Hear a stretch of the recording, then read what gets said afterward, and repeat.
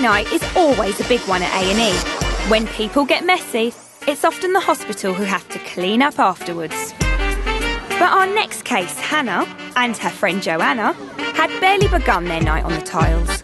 In fact, they'd not made it much further than the front door. We're planning on going clubbing, so much for that, really. Hannah's fallen and hurt her arm. Her hand was swollen up to maybe twice the normal size. Unusually for Saturday night casualty, she hasn't been on the sauce much. Had 2 glasses of wine just before I was then going out, so I'm perfectly sober, which makes things worse. No, she didn't stumble on the booze. She fell off her shoes. I've bought a new pair of shoes, which I think are ridiculously too high, so it's probably due to them. We were just leaving the house. The taxi was hassling us on the phone, so we were kind of trying to run down in our ridiculously high heels. Hannah tripped over the step and just fell over onto the floor. When Hannah tripped, Joanna's first thought was for her friend's welfare. The first thing I thought was, oh my God, has she ripped her dress, because it's a new dress today. OK then, her second thought was for her friend's welfare. But then obviously when she was in a lot of pain, I was quite worried because it was quite swollen. I was worried that she'd maybe broken something.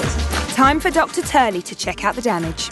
I landed on both of my hands. This one doesn't hurt at all in comparison to this. I'm gonna have a look. Yep. At the moment, I'm just hoping that nothing's broken and she's not in too much pain for the rest of the evening because she's dead set on going out afterwards. The trouble is, to rule out the risk of this being a hairline fracture of the wrist, the doctor needs to see whether moving it causes pain. Did it help? Hurts. No. And just to be absolutely sure, he appears to do it again. Yeah, that's really painful. He's actually performing 3 subtly different tests to determine if the scaphoid is fractured. Yeah, but sorry, but really hurt. No. It's good news. There's no sign of a fracture. The young woman who fell off her shoes is simply sent off with a precautionary splint. In the meanwhile, no punching or kickboxing. Yeah, anyway, no. all right?